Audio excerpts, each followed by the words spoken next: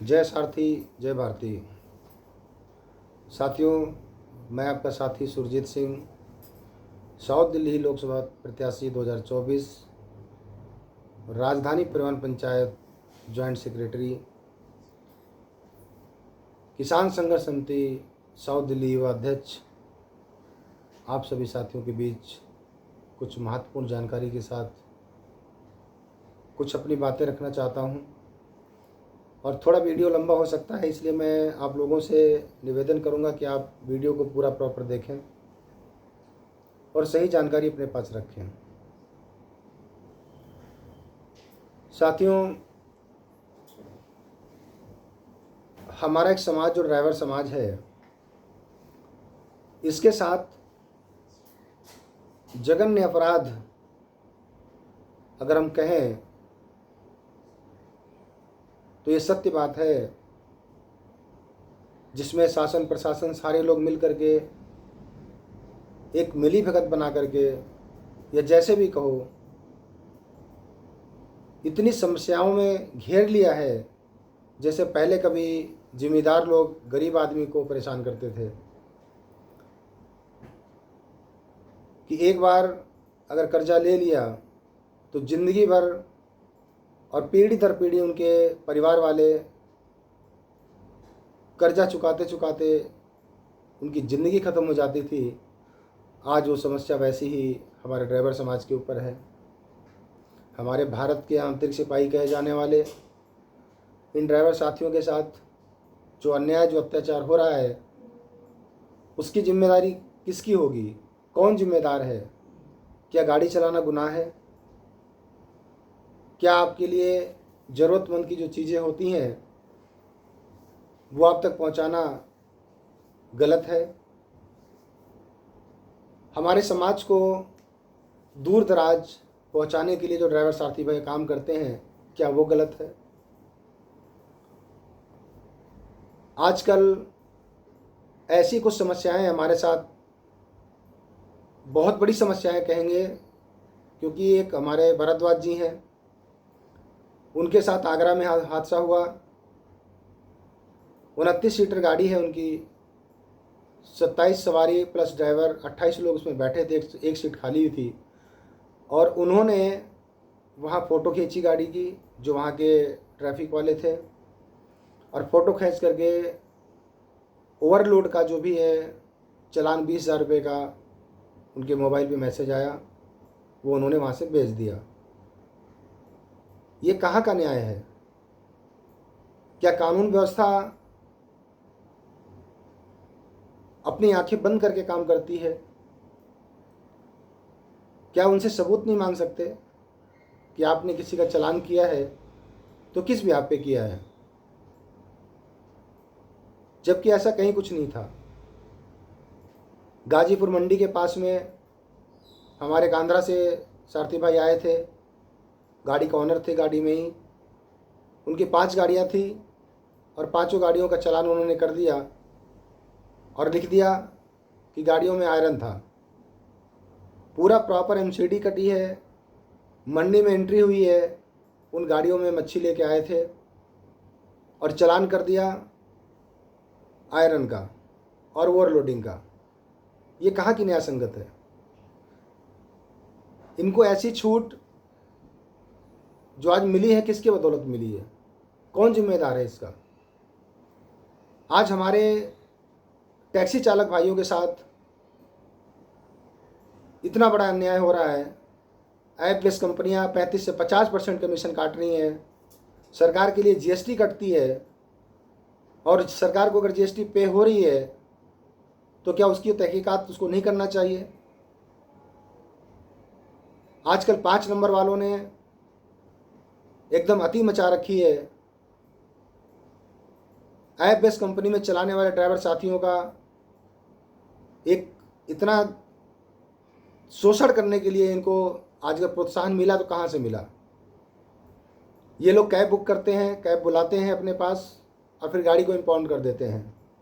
आपने पिछले दिनों में कई सारे चीज़ें सुनी होंगी, न्यूज़पेपर में भी आया कि 4 दिन में 70 वाहन थे। आज की संख्या तो बहुत हो गई होगी। और वो भी चालान कोई छोटे मोटे नहीं है। एक मेहनत मजदूरी करने वाला इंसान जिसके पास एक वक्त की रोटी कमाने के लिए पूरा दिन 14-15 घंटे 18 घंटे मेहनत करनी पड़ती है, तब वो अपने परिवार का कैसे भी भरण पोषण करने के लिए 2 पैसे लेके आता है। पहले तो कंपनियां लूट रही हैं, उन पे एक्शन न लेने के बजाय ड्राइवर समाज पे लिया जा रहा है। मैं सरकार से निवेदन करूंगा, मैं सरकार से पूछना चाहूँगा कि आपने टैक्सी ड्राइवरों के लिए कोई ऐप बनाया? क्या पब्लिक के लिए आपने कोई ऐप जारी किया कि जिसके माध्यम से पब्लिक का शोषण ना हो, ड्राइवर का शोषण ना हो? मनमाने पैसे पब्लिक से भी लिए जाते हैं और ड्राइवर को जो चाहिए, जो उनका हक है, वो भी नहीं मिलता। तो ऐसी कंपनियों को या तो बाध्य कर दिया जाए या फिर उनको जो कैब एग्रीगेटर पॉलिसी है उसके अकॉर्डिंग काम करने के लिए प्रेस कॉन्फ्रेंस में बैठ के या प्रेस रिलीज, जैसे भी आप करना चाहते हैं आप करें। समाज को हमारे सुधारने के लिए बहुत सारे ऐसे प्रयास करने चाहिए जो सरकारें नहीं करती हैं, लेकिन आम आदमी को परेशान करने के लिए वो सारे काम किए जाते हैं। वो सरकार द्वारा भी, और जो प्रशासन है, गवर्नमेंट की जॉब करते हैं, सैलरी पा रहे हैं, सब कुछ मिल रहा है, फिर इतने महंगे महंगे चालान।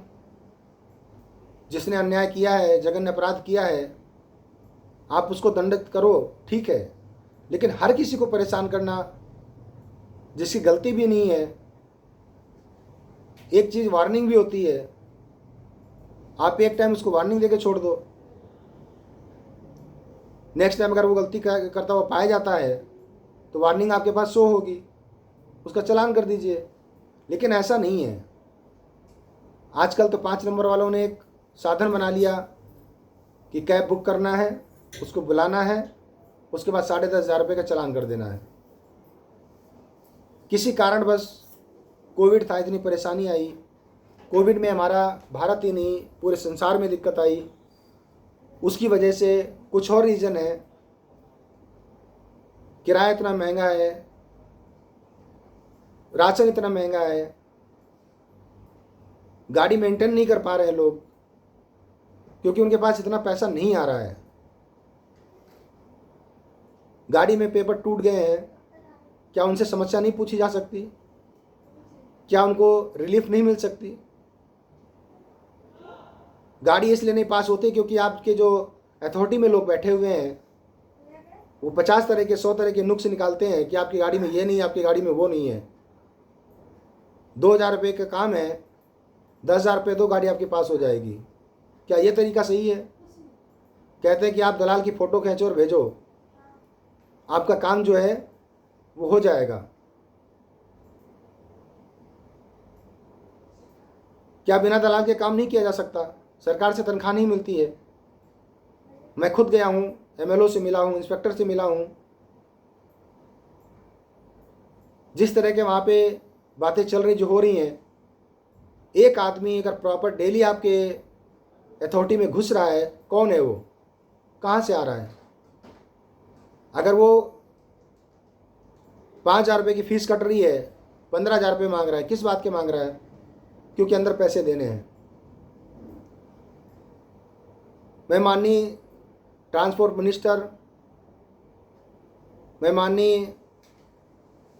हमारे गोयल साहब, मैं माननीय हमारे आलम साहब, सभी से मैं निवेदन करूंगा कि आप इन पे उचित कार्रवाई करके, आजकल जो RTO DTO इतना परेशानी में हमारे ड्राइवर साथियों को डाल रही है, उस पर एक्शन लें और इन सब के खिलाफ कड़ी से कड़ी कार्रवाई करें। ट्रैफिक लगता है, आधा आधा घंटे लोग फंसे रहते हैं, 1-1 घंटा फंसे रहते हैं, ट्रैफिक पुलिस नज़र नहीं आती है। जब बहुत बड़ी समस्या हो जाती है तब वहाँ कोई ना कोई आता है, फिर वो ट्रैफिक को निकालने की कोशिश करता है। बहुत सारी रेड लाइट हैं, जहाँ पर ट्रैफिक का नियम कोई है ही नहीं। वजह, एक तरफ की लाइट खराब है, दूसरी तरफ चल रही है, तीसरी एक और ख़राब है। कहने का मतलब ये, अगर चौराहा है तो उसमें 2 बत्तियां काम कर रही हैं और 2 नहीं कर रही हैं, और वहाँ पे कैमरे लग रहे हैं। हम तो देखें कि हमारे साइड से जो बत्तियां हमें नज़र आ रही हैं वो बंद हैं, तो हम खड़े होकर वेट तो नहीं करेंगे। थोड़ी देर देखा कि ट्रैफिक चारों तरफ से चल रहा है, हमने भी गाड़ी क्रॉस कर दी। बाद में पता चला पीछे से कि आपका चालान हो गया। तो ये व्यवस्था कौन देखेगा? ये किसकी जिम्मेदारी है? हर तरफ से सिर्फ ड्राइवर को परेशान करने वाली चीज़ें हैं। ना तो ड्राइवर आयोग है, ना ड्राइवर के लिए कोई ऐसी सुविधाएं हैं, ऊपर से ऐसे ऐसे कानून भी बना दिए गए हैं। ड्राइवर जाए तो कहाँ जाए? आने वाले समय में क्या आपको लगता है कि कोई टैक्सी चालक बनेगा, कोई बस चालक बनेगा, कोई ट्रक चालक बनेगा? कभी नहीं। आपने जो कानून व्यवस्थाएं बनाई हैं उनमें कोई भी आदमी चालक बनने के लिए तैयार नहीं होगा, और इससे पता चलता है कि हमारे भारत की स्थिति कहाँ से कहाँ पहुँचेगी। शायद इसका अंदाज़ा हमारे बड़े लोगों को नहीं है। और मैं बड़े लोग इसलिए बोल रहा हूँ क्योंकि इन लोगों को जब रोड पे निकलना होता है तो पूरा रोड खाली करा दिया जाता है। आम पब्लिक को परेशानी हो रही है तो होने दो। रोड पे पैसा लगा है आम पब्लिक का, और उसको रोड पे चलने के लिए बाध्य किया जाता है कि आप नहीं जाएंगे, यहाँ से वीआईपी मूवमेंट है। बहुत सारी दिक्कतें हैं, क्या क्या मैं बताऊंगा। किसी को देखना है, और ऐसा नहीं है, हमें तो लगता है कि सबको मालूम है, सबको पता है। ट्रैफिक वालों को टारगेट दिया जाता है कि आपको चालान करना ही करना है। लेफ्ट साइड में खुद वो खड़े होते हैं, बीच में येलो पट्टी है, और आपने गाड़ियां रोक रखी हैं, ड्राइवर के निकलने की जगह नहीं है। गलती से अगर उसने थोड़ा सा राइट लिया और टायर येलो पट्टी पे चढ़ गया तो उसको भी रोक लिया जाता है कि आप आइए भुगतान करिए, आपने डेंजर ड्राइविंग की है, क्योंकि येलो पट्टी को डिवाइडर माना जाता है। ये समस्याएं कब खत्म होंगी? कौन करेगा? मैं अपने माननीय भारत देश के जो हमारे उच्च अधिकारी हैं, जो हमारी सरकार है, मैं सभी से निवेदन करता हूं कि ड्राइवर समाज को इन तकलीफ़ों से मुक्ति दिलाने का कुछ न कुछ प्रयास ज़रूर करें, अन्यथा हमारे भारत देश की जो स्थिति होगी उसके जिम्मेदार हमारी सरकारें, हमारा प्रशासन होगा। क्योंकि आने वाले समय में मुझे नहीं लगता कि कोई ड्राइविंग करेगा। जिस हिसाब से कानून व्यवस्थाएं चल रही हैं, बहुत जल्दी ड्राइवर समाज का विलय होने वाला है, और इसकी जिम्मेदारी, इसका जो ड्राइवर न बनने का जो व्यवधान है वो सिर्फ यही है कि उनका चारों तरफ से शोषण किया जा रहा है। मैं फिर से पुनः निवेदन करूंगा हमारे मान्यवरों से कि आप लोग इन सभी चीज़ों को देखते हुए इन पे एक्शन लें, और हमारे साथी भाइयों का मैं आह्वान करता हूं कि अभी हमारे जो शोषण हैं इनके विरुद्ध हम कुछ न कुछ अपना बचाने के लिए, अपना ट्रेड बचाने के लिए, या हम जैसा कहें, कुछ न कुछ हम जरूर करेंगे। तो उन सभी साथी भाइयों का मैं आह्वान करता हूं कि अगर मैं कोई आगे अगर कदम बढ़ाता हूं तो आप लोग अपने आप को सुरक्षित करने के लिए कानून के दायरे में रहते हुए, अपने शोषण को ख़त्म करने के लिए जो प्रयास किए जाएं उसमें आप लोग जितना सहयोग कर सकते हैं, जितने आप साथी इकट्ठा कर सकते हैं, उनको लेकर के आएँ और अपने शोषण के विरुद्ध अपनी आवाज़ को बुलंद करें, क्योंकि हमारी आवाज़ शायद उन तक नहीं पहुंच रही है। हमारी आवाज़ जहां जानी चाहिए वहां नहीं जा रही है। जब आप लोग एक साथ बोलेंगे तो शायद वो आवाज़ गूंजे और हमारे जो मान्यवर लोग हैं, जिनके कान में रुई लगी हुई है, हमारी आवाज़ टकराती वापस चली आती है, तो शायद वो हट जाए और उनके कान तक हमारी आवाज़ पहुंच सके। मैं पुनः अपने सभी सारथी भाइयों का आह्वान करता हूं कि आप लोग अपने शोषण के विरुद्ध अपनी आवाज़ बने, अपनी आवाज़ को बुलंद करें और हमारा सहयोग, हमारा साथ दें। मैं वादा करता हूं कि अगर अपनी आवाज़ आप बुलंद करेंगे तो आप शोषण मुक्त हो सकते हैं। अन्यथा जिस तरह से हमारे पुराने, बहुत ही पुराने अगर देखा जाए तो कई वर्षों पहले से जो प्रथाएं चली आ रही हैं, हम लोग पिसते आ रहे हैं, तो ऐसे ही आने वाले समय तक हम पिसते रहेंगे। और उससे बचने के लिए सिर्फ एक यही तरीका है कि हमारे संविधान में हमें अपनी आवाज़, अपनी बात कहने का पूरा अधिकार है। उस अधिकार को आप जाया ना होने दें। उसका आप जो लाभ मिलता है वो आप लेने की कोशिश करें, आपको लाभ ज़रूर मिलेगा। इसलिए कोई भी आवाज़ अगर आती है और सही लगती है आपको कि आज फला आदमी ने हमारे शोषण के विरुद्ध आवाज़ उठाई है, तो उसका सहायता समर्थन जो भी हो सकता है वो आप ज़रूर करें। और आने वाले समय में हम लोग बहुत अच्छा काम कर रहे हैं, हमारी टीम बहुत अच्छा वर्क कर रही है, हमारे काफ़ी साथी हैं जो अच्छा काम कर रहे हैं। और हो सकता है हमें डिसीजन लेना पड़े एक अनिश्चित काल, या जैसे भी होता है हड़ताल लेने के लिए अगर कुछ करना पड़े वो भी हम करेंगे। और इसकी जिम्मेदारी जो भी होगी वो सरकार की होगी।